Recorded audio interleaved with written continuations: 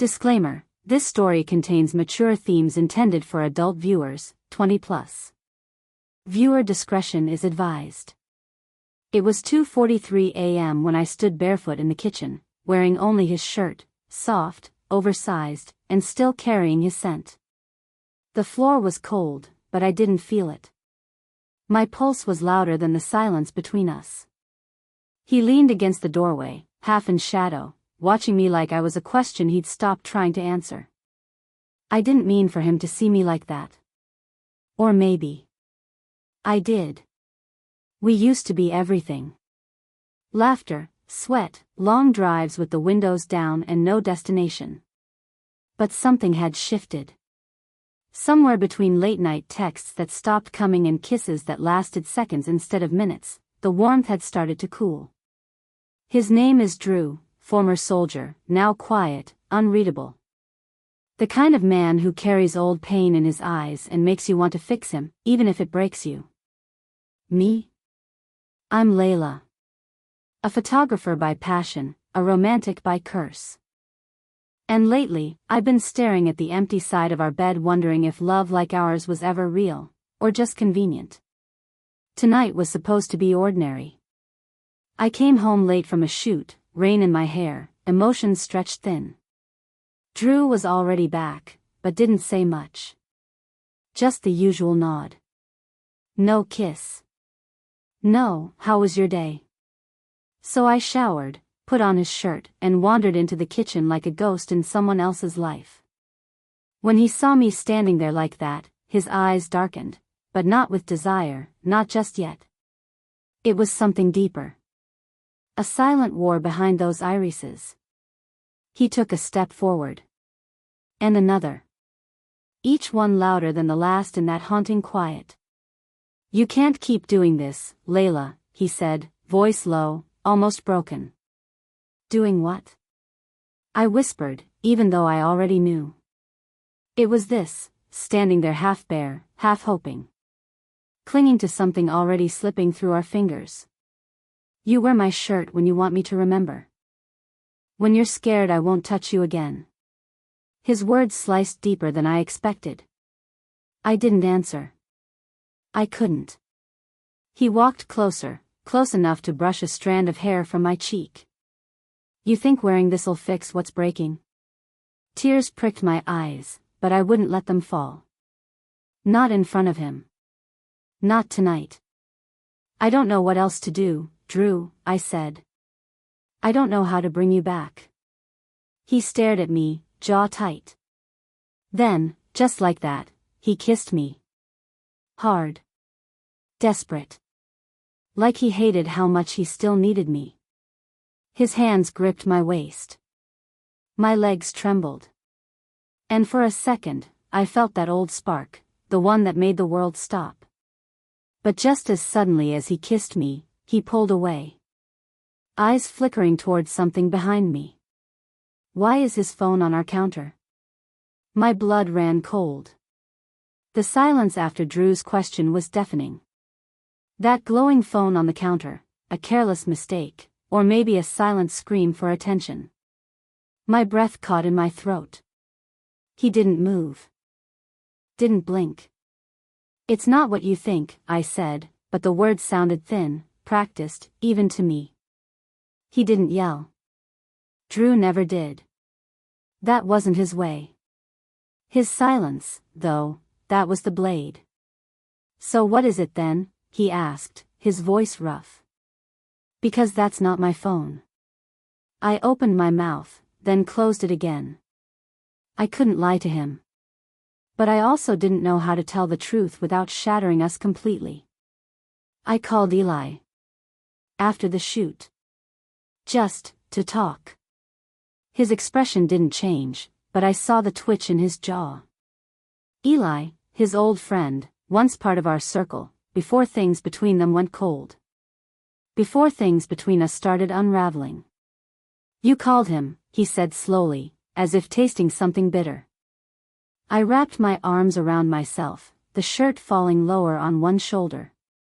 I felt exposed, not just in my body but in the rawness of the moment. He listens. That's all. Drew took a step back, like my words had pushed him. You needed someone to talk to, and you didn't pick me. Would you have listened? I asked softly. You haven't looked at me like you used to in weeks. You sleep facing the other way. You barely touch me unless I come to you wearing your damn shirt like some signal. He looked at me then. Really looked. And I saw it, guilt, sadness, want. Still burning beneath the ice. I don't know how to be close to you without hurting you anymore, he said. That cracked something in me. Because I wasn't innocent either. I'd been pulling away too. Testing him. Wounding him in subtle, quiet ways I never meant to. But beneath the ache and suspicion, desire still lingered. In the way he stared at my lips. The way my name trembled on his tongue when he almost said it. He stepped closer again, his hands curling into fists at his sides.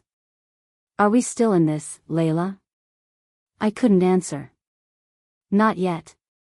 I was afraid if I said yes, I'd lose myself again. And if I said no, I'd lose us. The silence returned, thick as fog. And then, the unmistakable ding of a new message, from Eli. The phone vibrated again, a second message lighting up the screen. Drew didn't touch it. He just stared at me, like if he looked long enough, the truth would peel itself from my skin. I reached for the device, slow, careful. He didn't stop me. Had a feeling you'd need to talk again tonight. I'm here. Just a few words. Harmless on the surface. But Drew wasn't looking at the words. He was watching my face. Reading every micro-expression I didn't know I made. Do you love him? He asked, low and hollow. I shook my head, instantly, almost too fast. No. I don't know. He's easy to talk to. That word hung in the air, easy. Like a slap. Drew stepped back, leaned against the edge of the table we once made love on. His fingers tapped the wood absently. So when did I become so hard to talk to? I didn't know how to answer. Maybe it started the day he came home from his last deployment and stopped telling me where he went in his dreams at night. Or when he started disappearing into long walks, coming back smelling like rain and regret. Or maybe it started with me, hiding behind my camera lens, capturing everyone else's truth while avoiding my own. You don't let me in anymore, I whispered. You close off. And I've been aching in the quiet. He closed his eyes briefly, jaw tense. And Eli filled that quiet? I don't want him, I said, stepping closer. I want you. But I need to know there's something left between us. Something real. His gaze softened just a fraction, like he was fighting himself. Then his fingers brushed mine. The touch was brief but grounding. I still want you, he said quietly. But I don't know how to trust you with my silence. And now I'm not sure I can trust your words. There it was, our edge. A rustling sound came from the hallway. We both turned, startled. A half-open drawer, a forgotten jacket. Drew's old army duffel bag slumped by the door. His voice dropped lower. You were wearing my shirt, Layla. But part of me wonders if it was ever about me at all. My throat tightened. What are you saying? I'm saying I don't know if I'm the man you want, or just the one you miss when he's not around.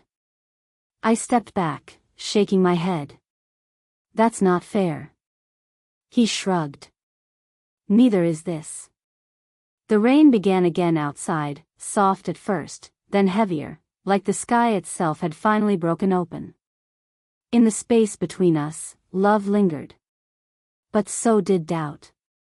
Layla stood frozen, the screen still glowing in her hand, but the room had gone colder. Rain drummed steadily against the windows now, steady, rhythmic, like a heartbeat that didn't know which way to go. Drew hadn't moved. He just kept looking at her, like she was both the woman he loved and the one he didn't recognize anymore. "I wore your shirt," she whispered, her voice raw. "Because it made me feel like I still belonged to you." His lips parted slightly, the emotion cracking through. "You do," he said. "But you don't look at me like I'm still yours." Her hand trembled as she set the phone down, the light disappearing. "That's because I don't know if I am." That broke him. He moved, quick, almost desperate, and stood in front of her, so close she could feel the heat from his skin. His eyes searched hers, wild with ache. "Then tell me what we're doing, Layla. Tell me why you keep walking toward me just to pull away." "Because I don't trust what's left," she said, tears catching in her throat. "Because every time I need you, I have to earn you back. And I'm tired of begging for closeness." Drew reached up, his fingers grazing her cheek like she might disappear. "I never meant to make you beg. I just didn't know how to come back from what I lost out there." "I didn't need you perfect, Drew," she said, her voice cracking. "I just needed you present." He exhaled shakily, his forehead touching hers. "I don't know how to stop fearing you'll find someone easier. Someone who doesn't come with all my wreckage." Their breathing synced. One inhale. One exhale. The gravity between them was unbearable. She closed her eyes. "And I don't know how to let go of someone I still dream about, even when he's lying right next to me." His hands slid to her waist, grounding her. Needing her. But the space between their lips stayed unkissed. So close. And still breaking. Layla's breath caught in her throat as Drew's forehead pressed against hers. The weight of everything unsaid, the ache of everything still lingering between them, it pulsed in that sliver of space where their lips nearly met but never touched. Then, his phone buzzed. Not hers. His. They both froze. Drew stepped back slowly, confusion furrowing his brow. He fished his phone from his back pocket. Layla watched the screen reflected in his eyes. Whatever he saw, it wasn't good. He stared for a beat too long. "Who is it?" Layla asked, voice thin. He didn't answer right away. He turned the screen to her. "A message from Harper." She blinked. "Your ex?" He nodded once, stiff. The message was brief. "I know I shouldn't be texting you, but I've been thinking about that night." Layla's chest caved in. "What night?" Drew locked the phone and set it down like it was a loaded gun. "It's not what it looks like." Her laugh came out sharp and bitter. "Isn't that the line you were accusing me of 5 minutes ago?" His mouth opened to speak, but she stepped back, hands trembling. "You've been making me feel guilty for needing comfort from someone who listens, while you were out rereading history?" "I haven't seen her in months," Drew said quickly. "She reached out once, after I came back." "I didn't answer." Layla's jaw clenched. "But she thinks there's something to remember. Something worth thinking about." He swore under his breath, pacing now. "It was one night. A mistake. Right after my first therapy session. I was a mess. I didn't even tell her where I lived, she just showed up." Layla felt like the air had been ripped out of the room. "So while I was home, folding your shirts and wondering why you stopped touching me, you were," she trailed off, unable to finish. "I stopped touching you because I didn't know how to forgive myself," he said. "But I never stopped loving you." The room felt haunted, by who they'd been, by who they still were, and now by someone who didn't belong anymore, but had never truly left. Layla turned away, bracing herself on the counter. Her reflection stared back from the dark kitchen window, bare-legged, half-dressed, heartsick. "I don't know what hurts more," she whispered, "the fact that I might have been emotionally unfaithful, or that you actually were." Behind her, Drew stood silently, the weight of his own confession stealing his breath. And somewhere, unnoticed on the counter, her phone buzzed again. Eli, still awake? I can come over. Layla stood frozen, her fingertips curled against the countertop.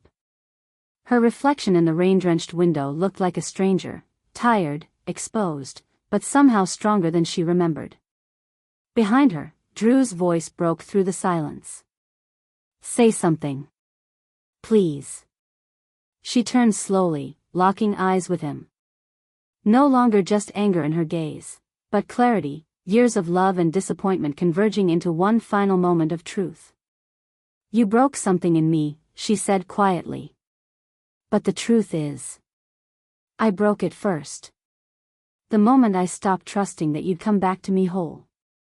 He stepped toward her, a man unraveling. I never wanted anyone else. Not really. But you still went to her, Layla whispered. And I still kept answering Eli. They stared at each other, the painful symmetry of their betrayals hanging in the air like a storm too heavy to pass. I think we've both been trying to fill something, she said. But we're not broken because of Eli or Harper. We're broken because we were trying to love each other from empty places. Drew blinked back, the emotion swelling in his eyes. Then maybe we don't start over, he said. Maybe we start different. No lies. No half-truths. Just, raw. Real. She stepped forward, inches between them. Her hand reached up to rest gently on his chest. I don't want almosts anymore, she said. I want something that survives the cracks. They kissed then, not desperate, not angry, but deep and slow, like finding their breath again in each other. Like forgiveness. But just as their lips parted and she rested her head against his shoulder, her phone buzzed again. Drew looked down at the screen lighting up beside them. And froze. Eli, tell him. Or I will. Layla's blood ran cold. She pulled away, suddenly breathless. What is that? Drew asked, voice sharp now. Layla didn't answer. He picked up the phone, reading the message. His expression changed, betrayal twisting into something darker. Tell me what, Layla? She turned her face toward the window, her reflection staring back in silence.